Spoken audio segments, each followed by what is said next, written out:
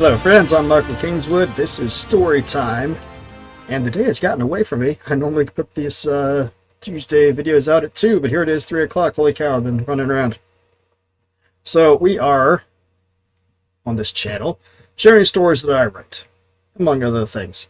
And on Tuesdays, we've been going back and doing the chapter by chapter through Glimmer, the first book of my Glimmer Chronicles Heroic Fantasy series, and this week we're doing chapter 16. Which you're going to love. If it's the first time coming into this, and you're like, hey, you want to start from 16? Well, good for you. You can go back. Chapter 1 is earlier in the channel. Or you can just go buy the book. Anyway, as usual, I wrote it, but for this one, I didn't read it because we got a voice actor to do it for me, because although the author reading it is cool, voice acting is also cool. And so sit back, enjoy this one. This chapter is called Lawful Orders. Have fun. Chapter 16. Lawful Orders. Raedric's heartbeat filled his ears, the thudding so loud he almost couldn't hear the screams of wounded and dying men all around him. He paid neither sound any mind. His only focus was the man in front of him and the movement of the man's sword. They had danced around each other for an eternity. 3 passes, and still neither had struck home with his weapon. Through the prism of his concentration, Raedric felt a grudging respect for the man. He was the enemy, yes, and his nation had waged brutal war against Raedric's homeland. But he was skilled, and he fought with honor. It was hard not to appreciate that. All around him, men on both sides of the battle had stopped their fighting. Those in the immediate vicinity formed a loose ring around him and his opponent. All eyes watched as though entranced. All enmity was forgotten before the spectacle of the mighty duel. Flexing his fingers on the grip of his saber, Raedric advanced slowly. The man circled to the left, and Raedric pivoted to follow. He feinted upward, but pulled back from the true attack as the man simply countered, a lightning-fast cut at waist level that forced Raedric to leap backwards to avoid having his guts spilled. Landing lightly on the balls of his feet, he had to dodge aside immediately as the man followed his cut with a rising thrust toward Raedric's chest. He barely avoided the tip of the man's sword by twisting his torso as he moved to the left, but he felt the blade tug at his mail for a heartbeat before he pulled clear. Slightly off balance, the only counter he could muster was a quick kick upward with the ball of his right foot. A soft grunt accompanied the satisfying feeling of his boot striking the man's side, and the man stumbled. Grasping his side with his left hand, he fell to the ground. Raedric moved in, but again the man's reflexes nearly proved his better. Rolling onto his back, Raedric's foe made a wide cut at ankle height, forcing Raedric backward just long enough for the man to spring onto his feet in a single fluid move. They paused for a moment, eyeing each other carefully. Raedric's opponent moved his hand from his side and returned it to the hand-and-a-half hilt of his sword. Then he inclined his head, a gesture of respect that Raedric returned in kind. Just because they were trying to kill each other didn't mean they couldn't be civilized, after all. Then the man advanced. His blade flicked upward, then abruptly descended toward Raedric's front knee. Nearly taken by the initial feint, Raedric froze for half a heartbeat. Too late, he pivoted backwards, moving his front leg to the rear, but not before taking a deep cut to his thigh above his kneecap. Grimacing at the flash of pain, and ignoring the cheers from several enemy soldiers as their fellow finally drew blood, Raedric cut downward with his saber in time with his pivot. The razor-sharp edge of his weapon arced toward his opponent. The man's eyes widened, and he pushed backward off the balls of his feet, his only defensive option with his blade still whistling downward and follow-through from his cut. Blade and man both were a blur of motion that suddenly stilled. A fine spray of red flicked from the tip of Raedric's saber, which was otherwise unstained. The man blinked, and his jaw dropped open in bafflement as he raised his left hand to the side of his neck. As his fingers touched the skin of his throat, blood began flowing from the cut. At first, it was a slow seep. Then it became a spurting rush. The man's eyes widened and he stumbled backwards a half step. Then his sword dropped from the suddenly limp fingers of his right hand and he fell to the ground in a heap.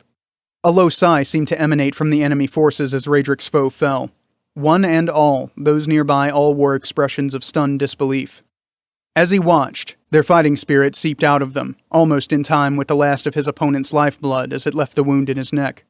The momentary lull ended as Raedric's comrades took up a loud, enthusiastic battle cry and surged forward, passing him on either side as they charged. The enemy fell back before their renewed onslaught. Entire platoons fell before anyone in the enemy camp tried to rally the troops, but by then, it was too late. Inside of a half hour, the kingdom's army swept the field, leaving only a few of the enemy wounded alive to see the sunset.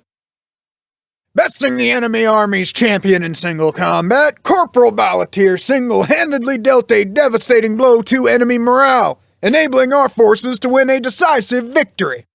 Corporal Balatier's unflinching bravery, unrivaled skill at arms, and stalwart example reflected great credit upon himself and were in keeping with the highest principles of service to the throne.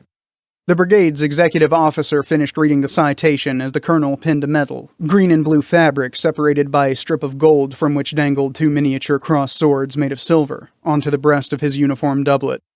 "Congratulations, Corporal," he said. "Thank you, sir." The colonel returned his salute, then turned to the assembled troops and led them in a round of applause. Raedric stood at attention, and tried not to blush at all the attention. Soon enough, the official ceremony was over, and Raedric limped down from the podium. He was eager to get back to his tent and change into less formal and more comfortable attire. And for a bath and a good night's sleep, followed by a week of leave back in Callus. It wasn't often that a soldier could partake in such luxuries, but the High Command tended to pull out the stops after a great victory. And by any measure, last week's battle had been just that.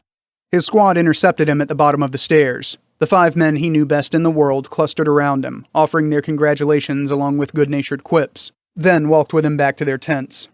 It was a slow journey, and not just because of his injury. Throughout the camp, men he knew by name, by face, or not at all stopped to wish him well. One and all, they wore the exuberant expression of men who had not just survived, but conquered, in the face of what they all thought going into it was almost certain death. The mood at their company's tents was more subdued, though. Men were hurrying about, putting their gear in order as though getting ready for action instead of preparing to go on leave. What was going on? The platoon sergeant answered the question as soon as he saw Raedric and his squad. "Leave's cancelled. We're heading out." Raedric's spirits, soaring high a moment ago, sank like a stone. "Where to?" "The scouts uncovered an enemy outpost about 20 miles from here. We're to take it out." The company assembled on the crest of the hill overlooking the enemy outpost. To Raedric, it didn't look like much more than a country village. It consisted of 15 or 20 buildings clustered around a central green. There was a small encampment of some sort on the east side of town, halfway around the town from their hill. Maybe that was the target. "Doesn't look like much, does it?" Hinderbrook said. Raedric looked sidelong at him and grunted. The scouts say it's a key outpost. Is everyone else ready?" Hinderbrook nodded. "Good. You know the signal." Little else needed to be said. The men in Raedric's squad were well drilled at this point. Months in combat conditions had melded them into a team that was second to none. Sometimes it almost seemed like they were reading each other's thoughts, the way they fought as a unit. It was a beautiful thing to see in action. There was not long to wait. Maybe 10 minutes later, the word passed down the line to make ready. Raedric gripped his reins more tightly and forced down his growing anxiety. He needed to be cool and collected to lead his men correctly. It would be all the more important since he was not at his fighting best. Then a whistle sounded from the center of the line and was picked up by the platoon leaders. Advance at a trot. Raedric dug his heels into his horse's flanks and began to post in time with their steps. Again into battle. Would there never be an end? Where was the enemy? Everywhere Raedric looked, old men, women, and children fled before the company's advance.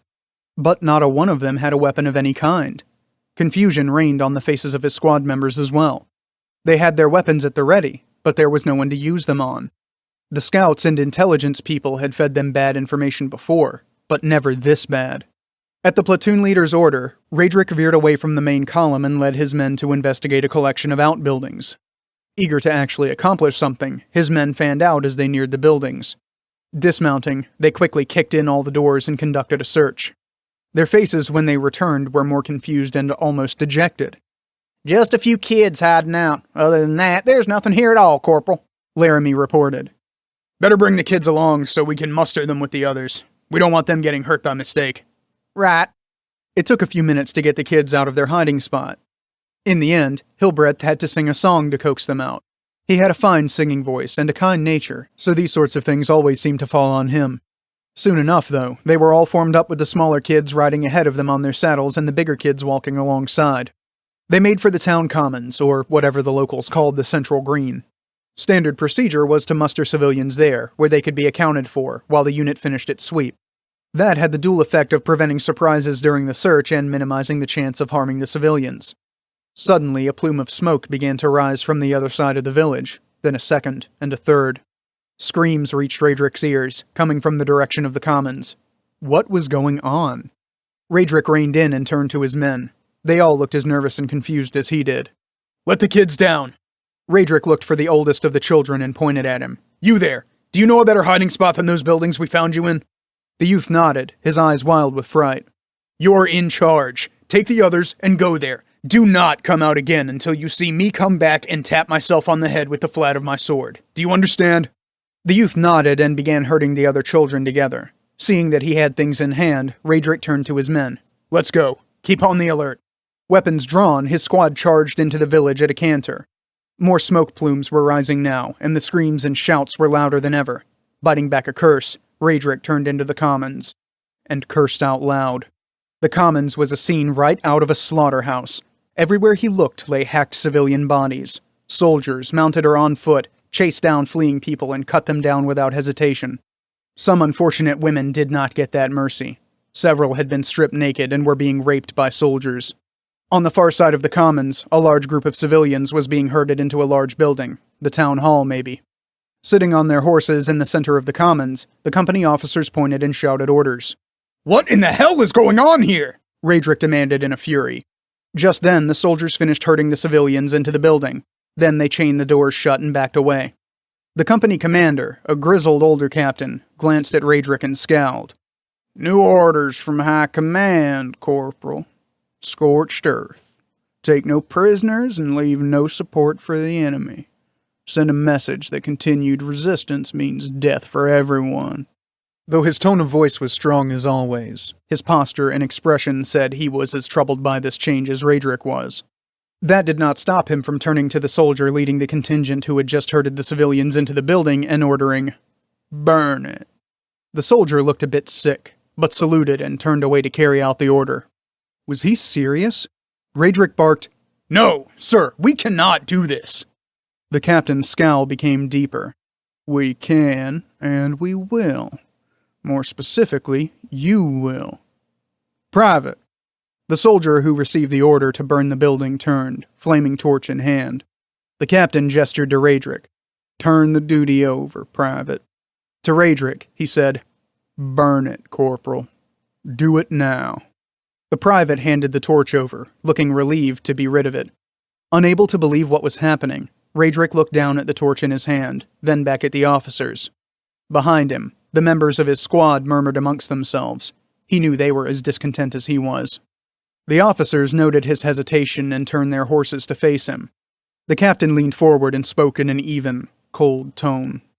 "Light the fire, Corporal, or I'll have you up on charges for disobeying a lawful order and hanged this very night.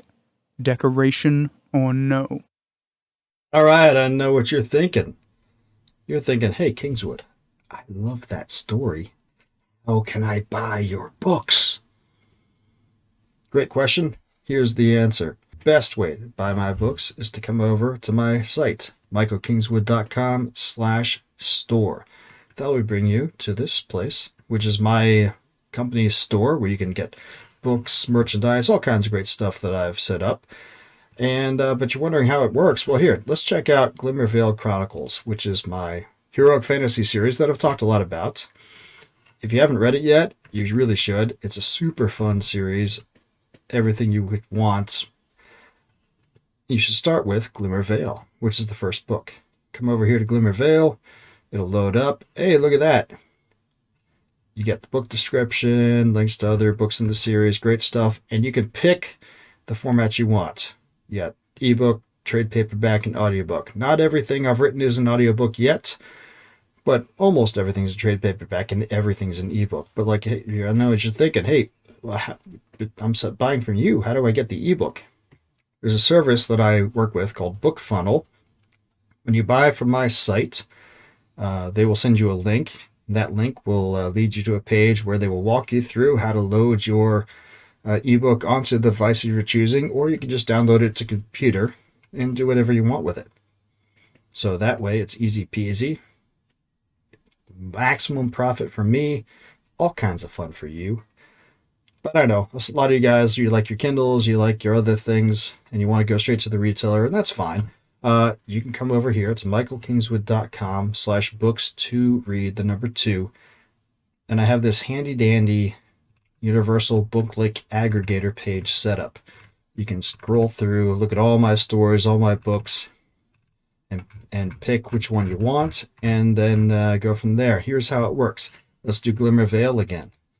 So Glimmer Vale, first book in the series, you click on it, you get this thing, you get the book description, you get all other books in the series, and you say, get it now. Okay, get it now. Look what happens. Every retailer where you can find it is here. You can pick the one that you like best and say, okay, cool. Well, let's say I wanted to buy it in, I don't know, let's just say Kobo, because why not? Click on it. And then it'll ask you, is this your favorite store? If so, you set it so every time you come back, you don't have to choose. It'll just go take you to your favorite store. But let's just, you don't have to do that. Well, we're going on to Kobo. Hoo-yah. Hey, look at this. Here it is on the Kobo site. People like it. People have bought it. Good stuff. Links to other things of mine. And, or you can do one of the other stores that you like. Either way, you get the book you like. I get money. It's all good.